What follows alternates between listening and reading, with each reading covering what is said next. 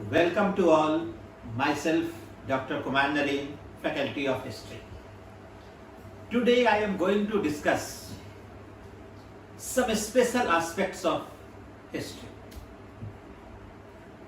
इतिहास के प्राध्यापक होने के नाते आज मैं आप लोगों के समक्ष एक महत्वपूर्ण मुद्दे क्लासिफिकेशन ऑफ इंडियन हिस्ट्री, भारतीय इतिहास के वर्गीकरण का विश्लेषण करूंगा।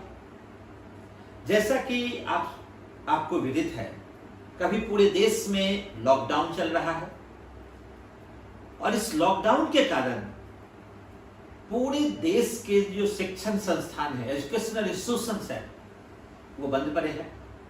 और इस दौरान शिक्षक और छात्रों के बीच जो एकमात्र माध्यम है, एकमात्र जो साधन है जिससे हम आप तक पहुंच सकते हैं, वो ऑनलाइन क्लासेस है। पिछले काफी दिनों से हमारे जो हजारों बच्चे हैं, उनकी ओर से एक अनुरोध बार बार आ रहा था कि सर, काफी लंबा अंतराल हो रहा है, भविष्य में कई सारी परीक्षाएं प्रस्तावित हैं। यद्यपि सिविल सेवा की जो प्रारंभिक परीक्षा है वो आगे टल चुकी है, तथापि परीक्षा तो होनी तय है। उत्तर प्रदेश पीसीएस की परीक्षा प्रस्तावित है, बिहार लोक सेवा आयोग की परीक्षा प्रस्तावित है, ऐसी कई परीक्षाएं हैं जो प्रस्तावित है। तो इस लॉकडाउन में हमारे पास बहुत अच्छा अवसर है कि हम उस समय का सदुपयोग करें और उस समय को हम लोग अध्ययन अध्यापन में लगाएं, क्योंकि एक पुरानी कहावत है कि time and tides wait for none. और ये जो लॉकडाउन है वो कोई समस्या नहीं है, it is not a problem, it is a challenge. ये एक चुनौती है। सामान्य लोगों के लिए जो समस्या है वही विशिष्ट लोगों के लिए चुनौती। आप इसको समस्या ना माने, चुनौती माने, और आप ये माने कि ये गॉड गिफ्टेड प्रिविलेज है कि आपके पास इतना समय मिल रहा है पढ़ने का, इतना समय मिल रहा है अपना आत्मावलोकन करने का, अपने आप को जानने का कि हमारी तैयारी किस स्तर पर है, हम किस स्तर पर अपनी तैयारी को अंजाम दे पा रहे हैं। तो एक बार आप पूरे अपने जीवन का पुनरावलोकन कर सकते हैं, पूरे अध्ययन का पुनरावलोकन कर सकते हैं। और ये समय जितना महत्वपूर्ण छात्रों के लिए उतना ही शिक्षकों के लिए, क्योंकि आमतौर पर इस प्रोफेसर में जो एक बार आ जाते हैं, एक बार जब पढ़ाना शुरू कर देते हैं, फिर वो पढ़ना छोड़ देते हैं। तो ये एक अच्छा समय है जिसमें शिक्षक भी अपने को अप टू डेट कर सकते हैं। चूंकि यह जो पढ़ने पढ़ाने का सिलसिला है, ये सतत चलने वाली प्रक्रिया है और इसमें शिक्षक को भी जो लेटेस्ट राइटिंग्स है, लेटेस्ट अप्रोच है, उससे रूबरू होना पड़ेगा। तो इस संदर्भ में आज मैं आपके समक्ष एक बहुत ही महत्वपूर्ण टॉपिक है, भारतीय इतिहास का वर्गीकरण, क्लासिफिकेशन ऑफ इंडियन हिस्ट्री, उस पर मैं ये व्याख्यान देने वाला हूं। सबसे पहले ये समझिए कि इतिहास के अध्ययन की आवश्यकता ही क्यों पड़ी। हमारे यहां आधुनिक काल में जब भारत में ब्रिटिश सत्ता की स्थापना हुई, तो अंग्रेजों ने यह महसूस किया कि भारत में एक बेहतर प्रशासन स्थापित करने के लिए भारतीय परंपरा, रीति रिवाज, सभ्यता और संस्कृति को जाने, और इसी उद्देश्य से अंग्रेजों ने भारत में बहुत सारे एशियाटिक सोसाइटीज की स्थापना की। As for example, Asiatic Society of Bengal, Asiatic Society of Bombay, Asiatic Society of Great Britain, etcetera. और इन एशियाटिक सोसाइटीज से बहुत सारे विद्वानों को अटैच किया, जोड़ा, और उनसे अनुरोध किया कि वे भारत के इतिहास के संदर्भ में भारतीय इतिहास का अध्ययन करें और उस संबंध में अपने विचार व्यक्त करें। इस संबंध में जो सबसे महत्वपूर्ण समस्या थी वो ये थी कि हमारे यहाँ जितने टेक्स्ट थे वो भारतीय भाषाओं में थे जिससे अंग्रेज वाकिफ नहीं थे। एज फॉर एग्जाम्पल, प्राचीन काल की जितनी महत्वपूर्ण पुस्तकें थी वो संस्कृत में थी, और जो संस्कृत में नहीं थी वो पाली और प्राकृत में थी। और अंग्रेज को न संस्कृत का ज्ञान था, न पाली और प्राकृत का ज्ञान था। मध्यकाल की जितनी महत्वपूर्ण रचनाएं थी वे सभी पर्शियन भाषा में लिखी गई थी, और जो पर्शियन में नहीं थी वो या तो अरबी में थी, टर्की में थी, या डिफरेंट इंडियन रीजनल लैंग्वेजेस में थी। और आधुनिक काल में तो उनका प्रवेश हो ही चुका था। हिंदी और उर्दू में बहुत सारी रचनाएं मध्यकाल में आरंभ हो चुकी थी। तो ऐसी स्थिति में जो सबसे आरंभिक आवश्यकता थी अंग्रेजों की वो ये थी कि जो टेक्स्ट है ओरिजिनल, इसको वो वेस्टर्न लैंग्वेज में अनुवाद करें। और ये काम एशियाटिक सोसाइटी से जुड़े हुए कुछ आरंभिक विद्वानों ने किया, जिसमें दो महत्वपूर्ण विद्वान हैं, एक विलियम जोन्स और दूसरा मैक्स मुलर। विलियम जोन्स और मैक्स मुलर का जो सबसे बड़ा कंट्रीब्यूशन रहा इंडियन हिस्ट्री में वो ये था कि उन्होंने इंडियन जो टेक्स्ट थे जो स्पेशली संस्कृत में थे उसका विभिन्न western language specially English language में अनुवाद प्रस्तुत किया। और एक बार जब ट्रांसलेशन की प्रक्रिया शुरू हुई तो अब यूरोपियन हिस्टोरियन के लिए यह एनालिसिस करना आसान हो गया, यह विश्लेषण करना आसान हो गया कि भारतीय इतिहास की रूपरेखा क्या है। इसी क्रम में आप देखेंगे कि मध्यकाल में एक बहुत ही महत्वपूर्ण, मध्यकाल से संबंधित एक बहुत ही महत्वपूर्ण रचनाकार आए, इलियट एंड डाउसन। उन्होंने एक किताब लिखी, history of India as told by its own historians. कई वॉल्यूम में किताब लिखी गई। इसके बाद मोरलैंड ने, लेनपुल ने आदि कई विद्वानों ने भारत का इतिहास लिखा। इसी प्रकार से फिर आगे चलकर जेम्स मिल ने, वीए स्मिथ ने भारत का इतिहास लिखा। ये जो यूरोपियन इतिहासकार आए उसी के समानांतर भारतीय इतिहासकार भी आने लगे, उन्होंने भी भारत के बारे में लिखा। लेकिन जिस पहले ब्रिटिश इतिहासकार ने भारतीय इतिहास का विधिवत वर्गीकरण किया वो इतिहासकार है James mill. He was a Scottish historian, वो स्कॉटलैंड के हिस्टोरियन थे और उन्होंने 19वीं सदी के आरंभ में एक बहुत ही लैंडमार्क किताब लिखी, the history of British India. The history of British India ये 3 वॉल्यूम में प्रकाशित हुई थी 1817 में। और इस किताब में पहली बार जेम्स मिल ने भारतीय इतिहास का विधिवत वर्गीकरण किया और वर्गीकरण करते हुए यह कहा कि Indian history can be divided into 3 parts.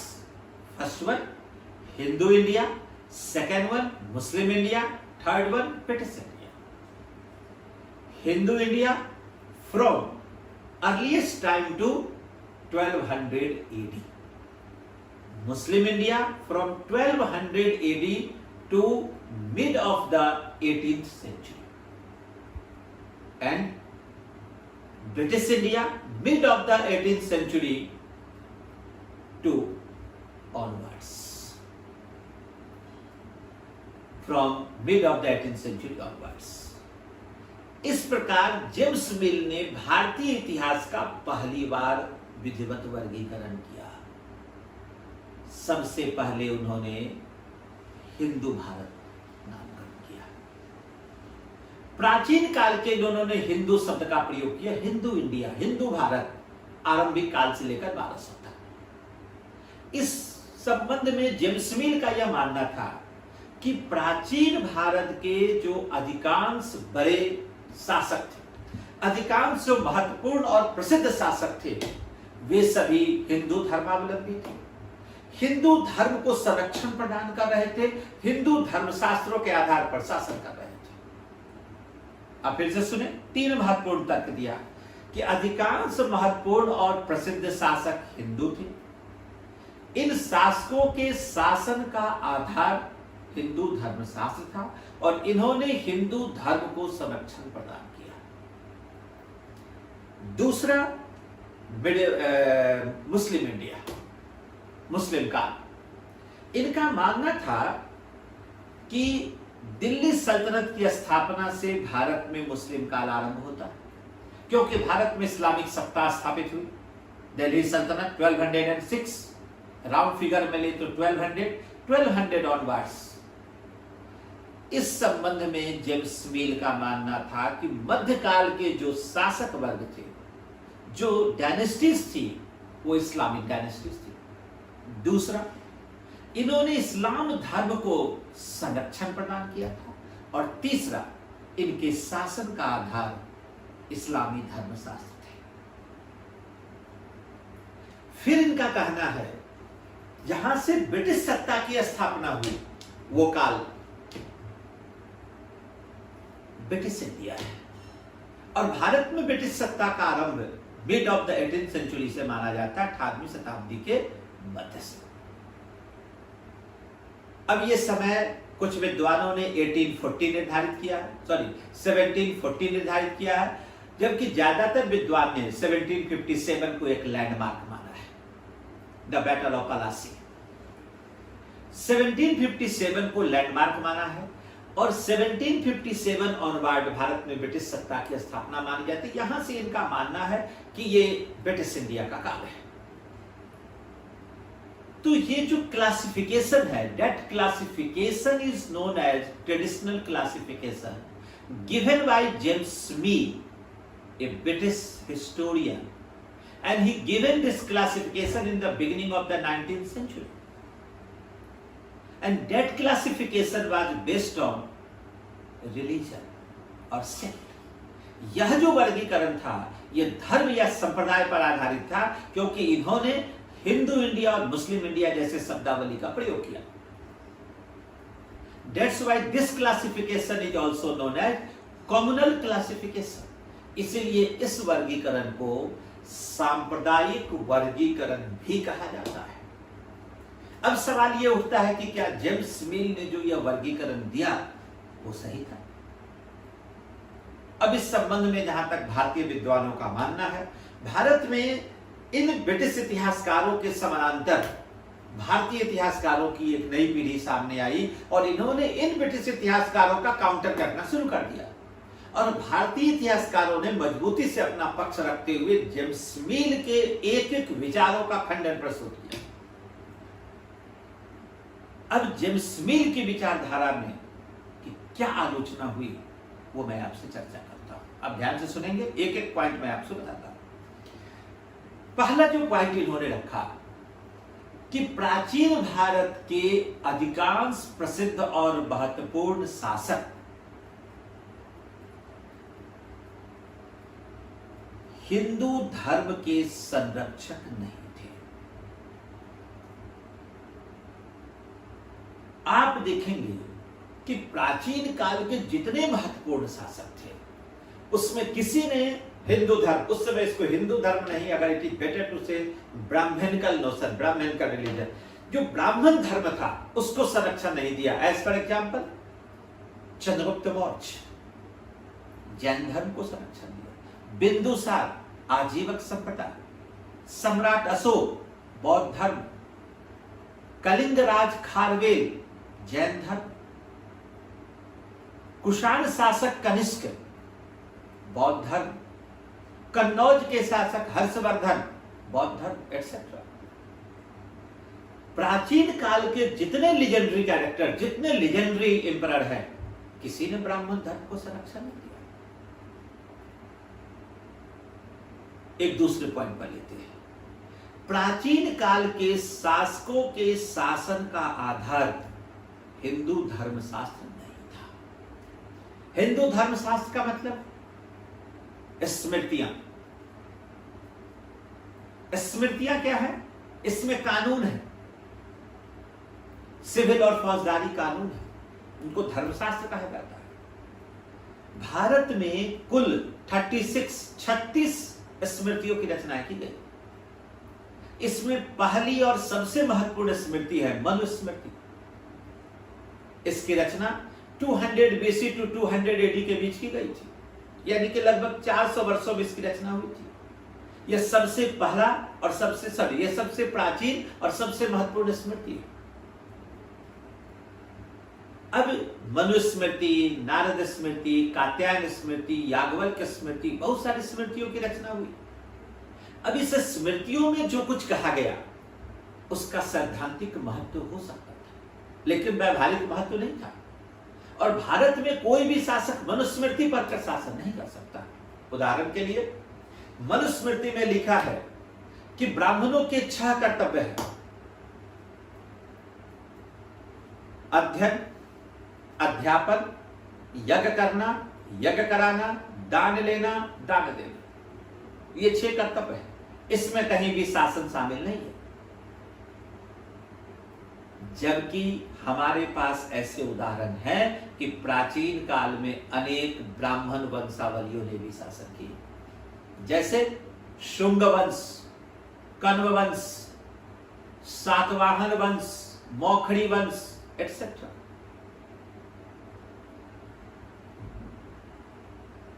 Manusmriti में लिखा है कि ब्राह्मण सभी प्रकार के कर्म कर सकते हैं। सॉरी, मनुस्मृति में लिखा है कि ब्राह्मण ये 6 प्रकार के कर्तव्य कर सकते हैं, लेकिन एक पुस्तक का मैं उदाहरण दे रहा हूं, मृच्छकटिकम। मृच्छकटिकम शूद्रक की रचना है। इसका जो नायक है चारुदत्त, वो एक ब्राह्मण है और वह वाणिज्य व्यापार करता है। तो क्या कोई व्यक्ति अपने प्रोफेशन चुनने के लिए मनुस्मृति को पढ़ेगा? भारत में शासन सत्ता केवल क्षत्रियों को दिया गया था। क्या भारत में केवल क्षत्रियों ने राज किया? कई सारे क्षत्रिय राजवंशों ने राज किया, जैसे हर्यक वंश, सुनाग वंश। लेकिन भारत में नॉन क्षत्रिय ने भी शासन किया, जैसे अभी मैंने कुछ बताया, ब्राह्मण वंशों ने शासन किया। इसी प्रकार से आप देखिए वैश्यों ने भी भारत में शासन किया, जैसे गुप्त वंश। हमारे यहाँ शूद्र वंशों ने भी शासन किया, जैसे नंद वंश। हमारे यहाँ जनजातीय लोगों ने भी शासन किया, जैसे मौर्य वंश। लुटेरे समुदाय के लोगों ने भी शासन किया, जैसे पल्लव वंश। हमारे यहाँ विदेशी हमलावरों ने भी शासन किया, जैसे इंडो ग्रीक, शक, पार्थियंस, कुशानास एटसेट्रा। शासन सत्ता पर अधिकार वही कर सकता। शासन सत्ता के लिए जरूरत है कि आपकी तलवार में कितनी ताकत है, चाहे आप उसको पसंद करें न करें। जैसे आज शासन सत्ता किसके हाथ में है? जिसके पास वोट की ताकत है, आप उसको पसंद करें या न करें। लोकतंत्र में आज जो महत्व बहुमत का है, मतों का है, प्राचीन काल में और मध्यकाल में वही महत्व तलवार का था। तलवार से मतलब है शक्ति का था। जिसके पास शक्ति है उसके पास सत्ता है। और कोई सत्ता प्राप्त करने के लिए कोई मनुस्मृति पढ़कर नहीं आएगा। तो मनुस्मृति पढ़ने पर आपको लगता होगा कि जो चीजें इसमें लिखी गई वो अंतिम सत्य है, वो अंतिम सत्य नहीं है। इसका मतलब है कि या तो आपने इतिहास को पढ़ा नहीं, और पढ़ा है तो समझा नहीं। एक और उदाहरण देता हूं। मनुस्मृति में यह भी लिखा है कि ब्राह्मणों को सभी प्रकार के दंड दिए जा सकते, लेकिन मृत्यु दंड नहीं दिया जा सकता। अभी मैंने जिस पुस्तक की चर्चा की है, मृच्छकटिकम, एक संस्कृत नाटक है। इसका जो नायक है चारुदत्त, एक अवसर पर वहां का राजा कहता है कि तुमने अगर ये गलती दोबारा की तो तुम्हें मृत्यु दंड का भागी बनना पड़ेगा। अर्थात वैवाहिक जीवन में ब्राह्मणों को भी मृत्यु दंड दिया जाता था। आप चाहे तो मैं कुछ और एग्जाम्पल्स दे सकता हूं। एक रचना है, वारामिहिर की रचना है, बृहत संहिता। इस बृहत संहिता में उन्होंने न्याय व्यवस्था, आवास व्यवस्था, रंग व्यवस्था वर्ण के अनुसार निर्धारित किया है। उदाहरण के लिए वारामिहिर ने अपनी रचना में लिखा है कि जो ब्राह्मण है इनका परीक्षण तुला से, क्षत्रियों का अग्नि से, वैश्य का जल से और शूद्र का विष से किया जाना चाहिए।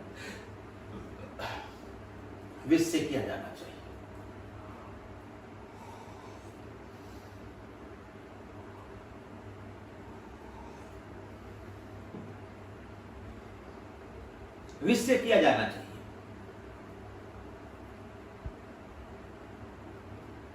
इसी प्रकार आवास व्यवस्था,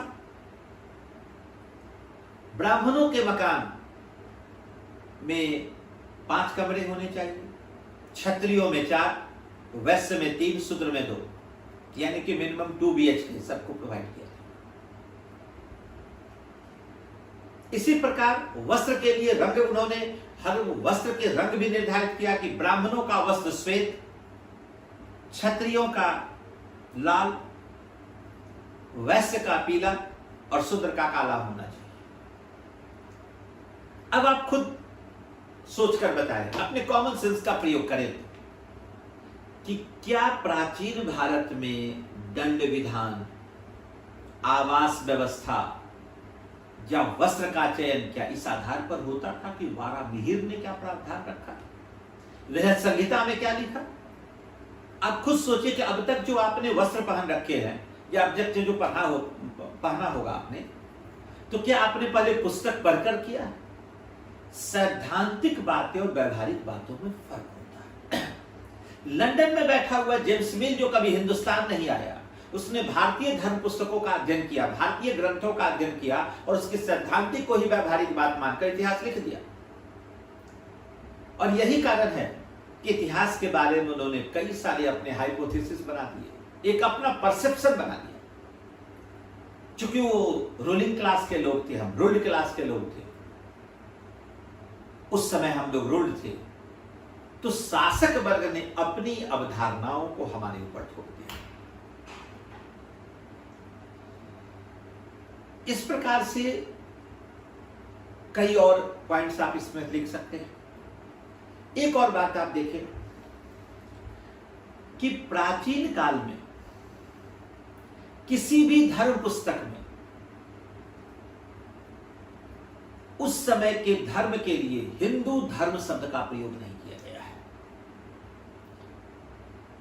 हिंदू शब्द का प्रयोग पहली बार अरब लोगों के द्वारा 8वीं शताब्दी में किया गया था, क्योंकि वो स का उच्चारण ह करते थे, तो सिंधु को हिंदू कहा, इस देश को हिंदुस्तान का और यहां के लोगों का धर्म हिंदू बताया। तो अगर हम प्राचीन काल के धर्म के लिए अगर हिंदू धर्म शब्द का प्रयोग करते हैं तो तकनीकी दृष्टिकोण से यह सही नहीं होगा। लेकिन यह धर्म बेसिकली आज हिंदू धर्म ही है, लेकिन उस समय इन शब्दावली का प्रयोग नहीं किया गया था, तो फिर प्राचीन काल के लिए हिंदू इंडिया शब्द करना तकनीकी दृष्टिकोण से सही नहीं। मध्यकाल में आए तो मध्यकाल में भी आप देखेंगे कि जो वर्गीकरण किया गया, इसमें कहा गया कि जितने भी शासक वर्ग के लोग थे ये केवल और केवल इस्लाम धर्मावलंबी थे। तो आपको हम जानकारी दे दें कि मध्यकाल में केवल इस्लाम धर्मावलंबियों ने ही शासन नहीं किया था। भारत में बहुत सारे जो हिंदू राजवंश थे उन्होंने भी शासन किया, जैसे संगम वंश, सुलुभ वंश, तुलुभ वंश, अरविडु वंश एक्सेट्रा। प्राचीन काल के शासकों के शासन का आधार केवल इस्लामी धर्मशास्त्र शरीयत नहीं था, बल्कि राजकीय कानून जवाबित भी था। जवाबित शाही कानून, रॉयल लॉ था, जो देश की आवश्यकता के अनुसार बनाए गए थे। आप देखेंगे, आप शरीयत पढ़े, उसमें 4 प्रकार के टैक्स का प्रावधान है, 4 टाइप ऑफ टैक्सेस, खम्स, खराज, जजिया और जकात। फिरोज शाह तुगलक जब भारत के शासक बने, he abolished 23 type of taxes. उसने 23 प्रकार के करों को हटाया। तो सवाल उठता है कि जब शरीयत में 4 ही प्रकार के टैक्स थे, तो ये 23 टाइप ऑफ टैक्सेस कहां से आ गए? इसका मतलब ये हुआ कि भारत की परिस्थिति में उन्होंने देखा ये कानून कहां बना था, ये शरीयत के प्रावधान बने थे सऊदी अरबिया में, जो रेगिस्तान था। रेगिस्तान में 4 प्रकार के टैक्स ही बहुत थे, और हिंदुस्तान में तो नदी ही नदी थी, अपार संसाधन थे। जब ये मुस्लिम शासक, ये मुस्लिम लोग यहाँ आकर शासक वर्ग के लोग बने, तो इस अपार संसाधन पर नियंत्रण करने के लिए उन्होंने टैक्स बढ़ाते चले गए और 23 टाइप ऑफ टैक्स किया। और फिरोज शाह तुगलक ने निर्णय लिया कि वो वही 4 प्रकार के टैक्स लेगा जिसका प्रावधान शरिया में है। सरिया में केवल 4 प्रकार के टैक्स थे, खम्स, खराज, जजिया, जकात।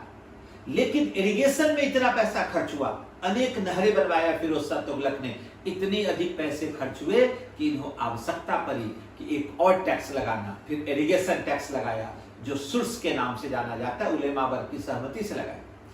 फिरोज शाह तुगलक जैसा कट्टर मुस्लिम शासक भी शरीयत के प्रावधानों पर कायम नहीं रह सका।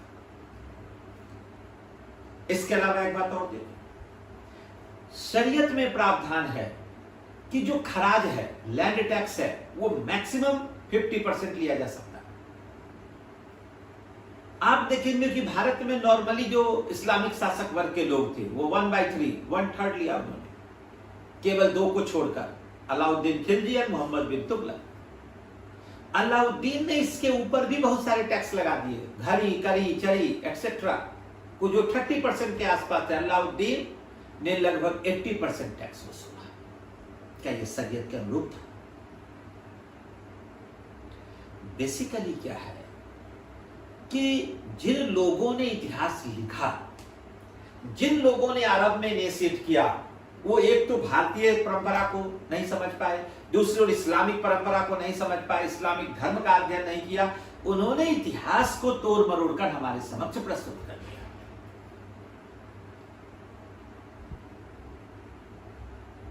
ये जो खम्स है, खम्स एक प्रकार का टैक्स है, लूटेड प्रॉपर्टी है, युद्ध में प्राप्त किया गया धन है।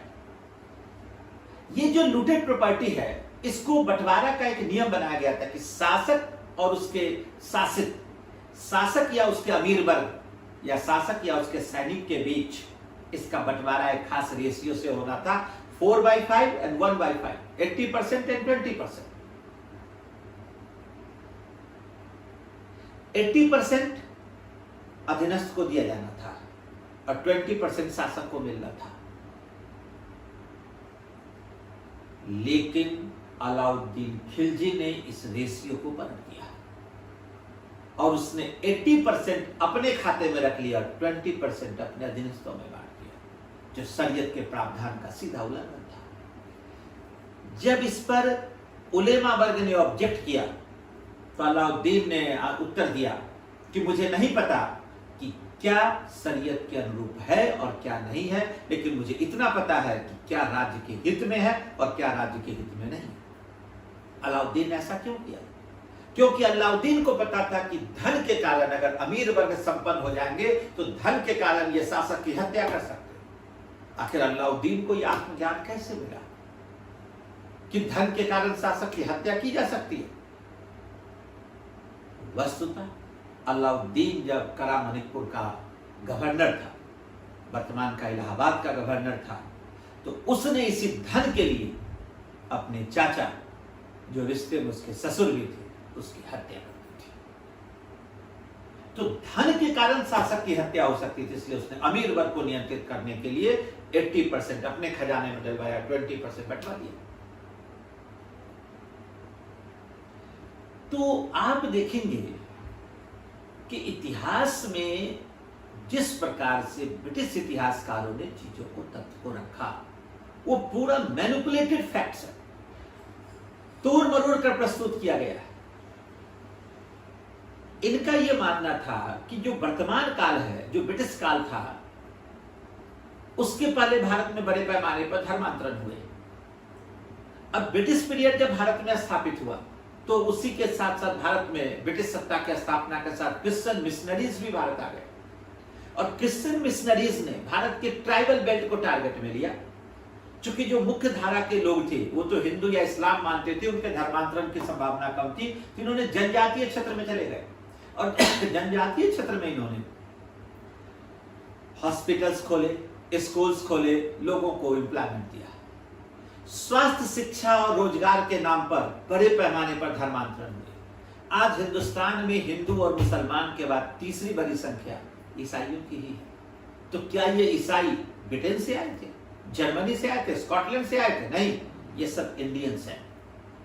आप सुदूर दक्षिण में चले जाइए, सुदूर ट्राइबल्स बेल्ट में चले जाए, झारखंड में चले जाए, उड़ीसा में चले जाए, मध्य प्रदेश, वर्तमान के छत्तीसगढ़ में जाए, और वहां जंगल में जाए, वहां से कोई निकले, उससे पूछे कि hello excuse me what's your name, वो बताएगा कि my name is Michael D'Souza, my name is Albert Ekka.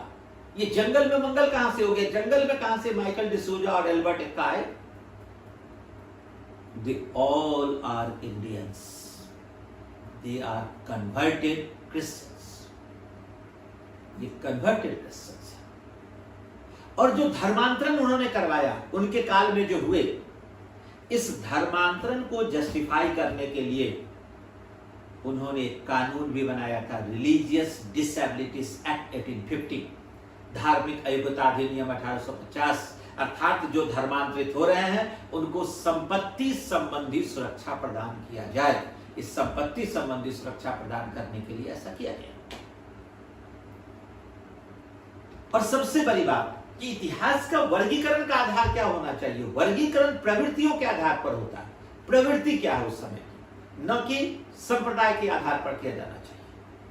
इस प्रकार से आप देखेंगे कि पूरा का पूरा जो इतिहास जेम्स मिल के द्वारा लिखा गया या ब्रिटिश अन्य इतिहासकारों के द्वारा लिया गया, जो वर्गीकरण किया गया, ये वर्गीकरण एक्सेप्टेबल नहीं था।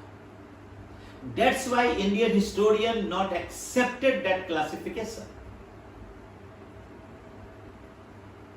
और इस वर्गीकरण में आप देखें कि चीजों को किस प्रकार से प्रस्तुत किया जा रहा था।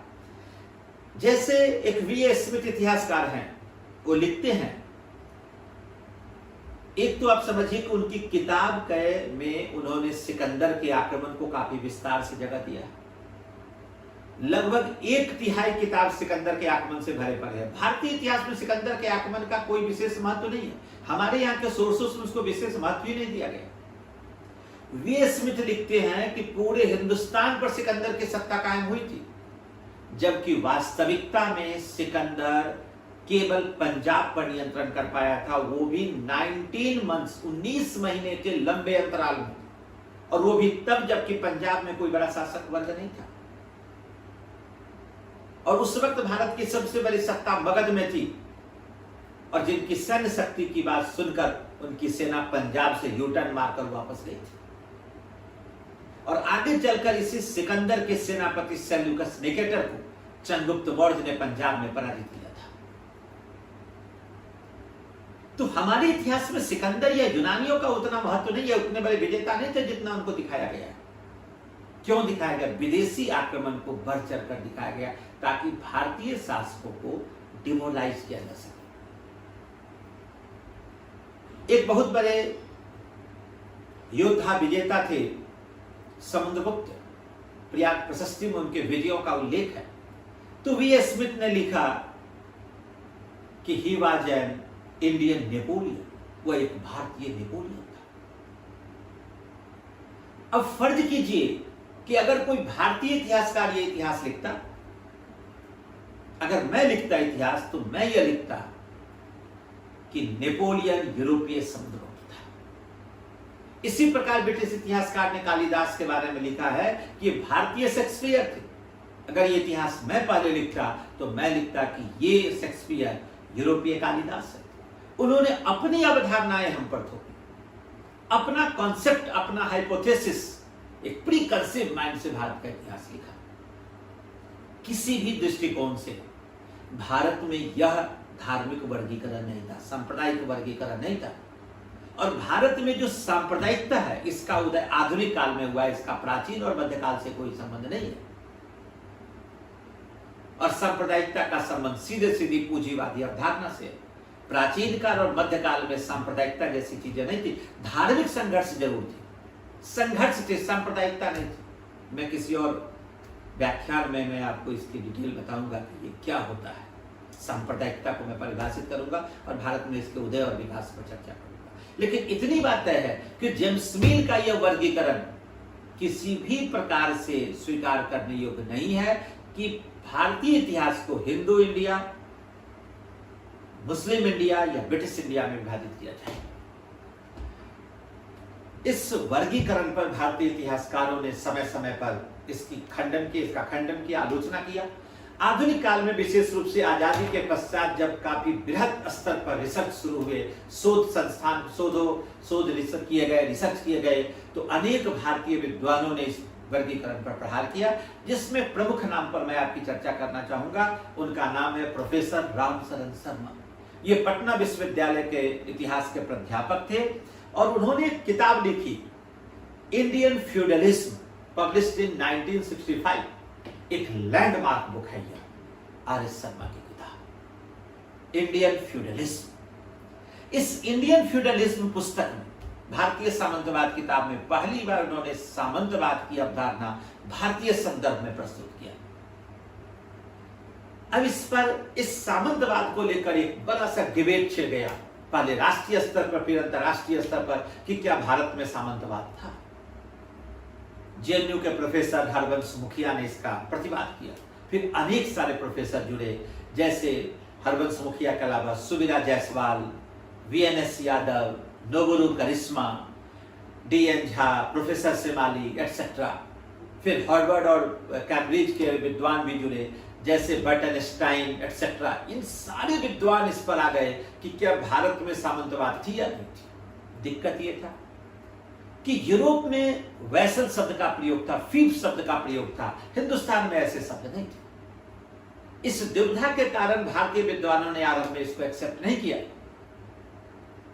लेकिन जब बाद में गहन अध्ययन किया गया तो देखा गया कि जो यूरोपीय शब्दावली थी उसी का साइनोनिम्स भारत में मौजूद था। जो फीफ है, FIF, फीफ, दैट इज लैंड, उसकी जगह भारत में जागीर शब्द का प्रयोग है, इक्ता शब्द का प्रयोग है, वजह शब्द का प्रयोग है, जमीन शब्द का प्रयोग। जो वैसल है, vessel means holder of the land, उसकी जगह यहां पर जागीरदार, इक्तादार, वजहदार, जमींदार, ऐसी शब्दावली का प्रयोग है। जब भी आपको इस तरह की शब्दावली आ जाए, आप समझ जाइए कि आप मध्यकाल का अध्ययन कर रहे हैं। यह सब किसकी विशेषता है? सामंतवाद की, फ्यूडलिज्म की विशेषता। अब फ्यूडलिज्म क्या है, ये एक अलग सेपरेट टॉपिक है, लेकिन एक संक्षिप्त में हम आपको बताना चाहेंगे कि सामंतवाद भूमि आधारित एक ऐसी पिरामिड नुमा संरचना है जिसके शीर्ष पर शासक और सबसे नीचे किसान वर्ग होते हैं, और बीच में सामंतों और उपसामंतों की एक लंबी श्रृंखला होती है जो उत्पादन में बिना प्रत्यक्ष भागीदारी निभाए उत्पादन का एक हिस्सा प्राप्त कर लेते हैं, एक हिस्सा प्राप्त कर लेते हैं। इस तरह की व्यवस्था को सामंतवादी व्यवस्था कहते हैं। मतलब जो शासक है और किसान है, इसके बीच में भूमि मध्यस्थ वर्गों की एक लंबी श्रृंखला होती है। यह भूमि बिचौलिया वर्ग है, land intermediaries class. Directly he was not involve in the production but taken a part of the production. इस सामंतवाद की स्थिति को अंततः कई दशकों के लंबे डिबेट के बाद भारत के जितने प्रमुख विद्वान थे, they accepted the concept of feudalism in India. और तब इस सामंतवाद को आधार बनाकर एक नया वर्गीकरण प्रस्तुत किया गया जो मॉडर्न इंडियन क्लासिफिकेशन कहलाता है, भारतीय, जो आधुनिक भारतीय वर्गीकरण कहलाता है।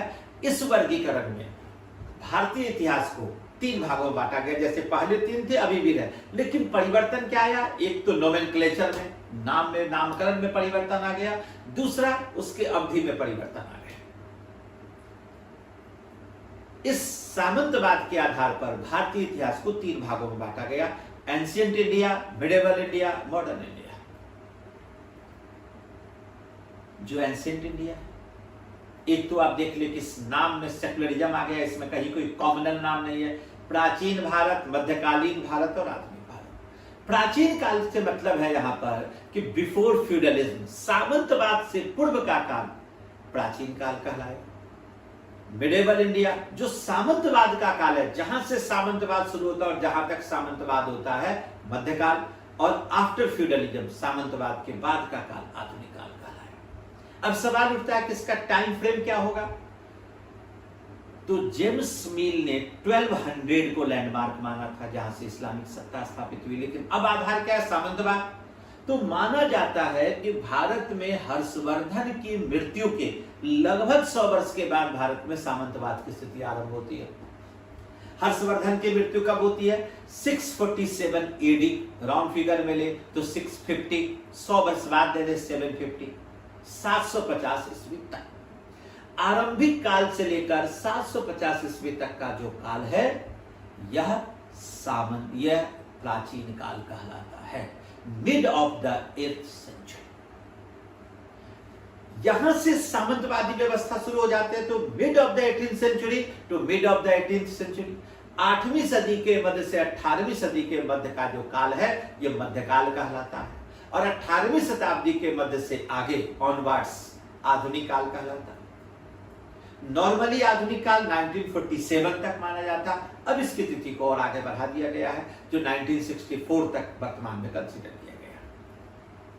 अब आप देखें, from earliest time to 750, from 750 to 1757 and from 1757 to 1947 at present 1964।